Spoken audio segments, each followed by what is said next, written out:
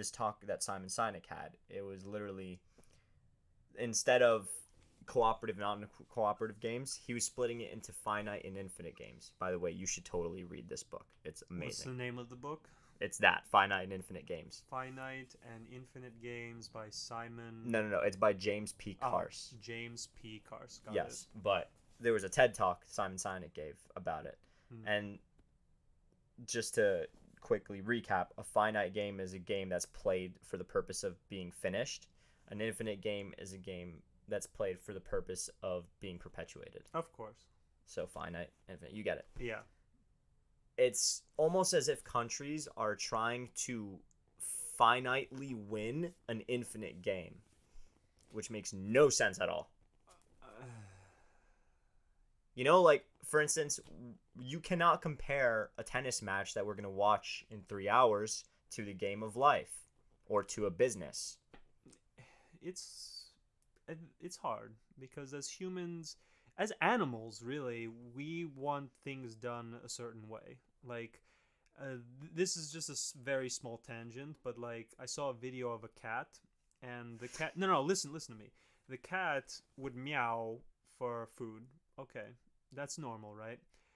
And one day this cat started meowing to the owner, but like freakishly meowing, like abnormally loud and panicky.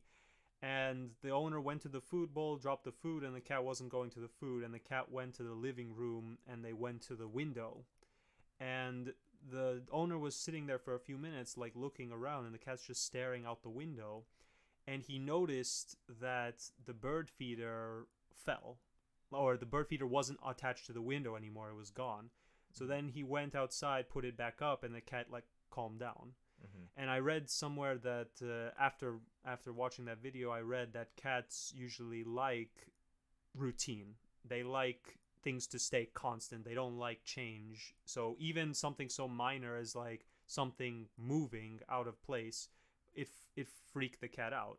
And I think humans, to a certain way, we're not cats, but we also like things our way, you know? I'm a full advocate for diversity, but there is such a thing as culture clash. Like sometimes cultures believe in two different things that end up being somewhat different to each other and go in opposite directions of each other. Yeah. And it's hard. It's not impossible. America exists, proves it's not impossible. But it's in moments like this, it can be difficult for both of the cultures to coalesce because the two go in opposition to one another. And in this situation, think of this on a grand scheme now. So let's just go use the most safe example, since everyone kind of agrees it was bad. The Third Reich, Germany. They had their vision, they had their way, quote unquote, and they wanted to enforce it on the world. So what's the easiest, well, not easiest, what's the simplest way to make your belief the belief of the whole world? To own the world. Yeah. That'll do it. And obviously that's messed up and bad, but at the same time, it does make theoretical sense. If I own everything, I can say what is right and what is wrong, and we can do things my way. Yeah. Now, obviously, we've talked about this several times in the past. You know, who's to say your way is the right way? Who's to say your morals are morally acceptable or ethical? You know, so that's a whole different can of worms. The point is, in this version of the game, this is one outcome. And the thing is, which is ironic and nobody seems to learn this, is that global expansion never works. No big empire has lasted forever because it's why you do planetary expansion instead. It's true.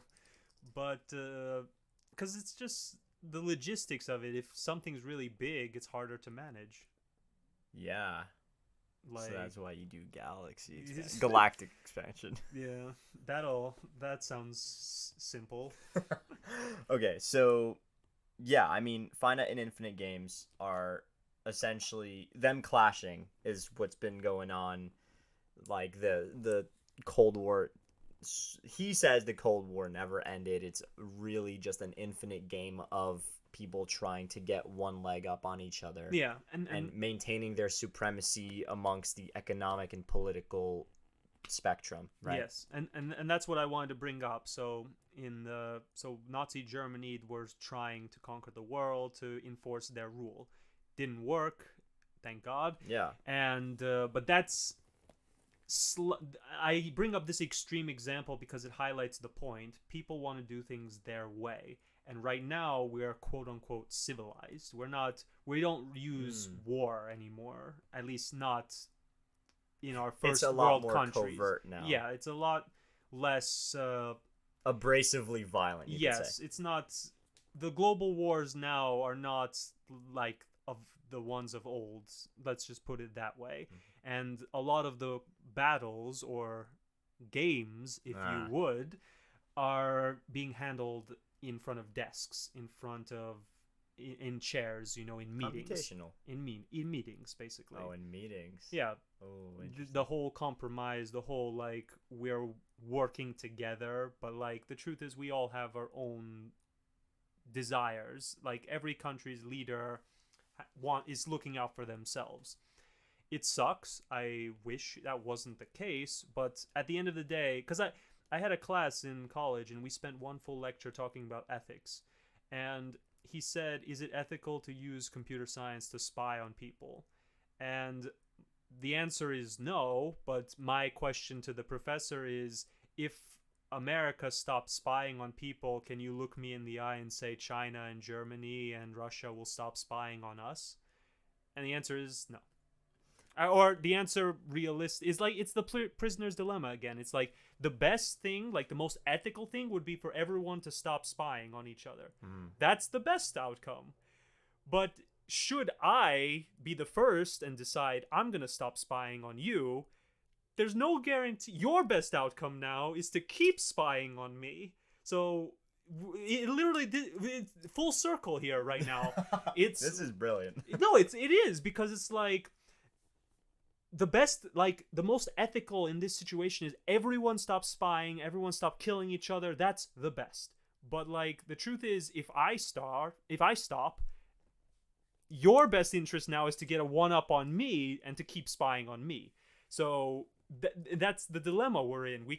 No one can stop because we don't have a good enough trust with each other that the other person, because logically it makes no sense. It's in their best interest. Should I stop, they keep going. Exactly. And that's the problem itself.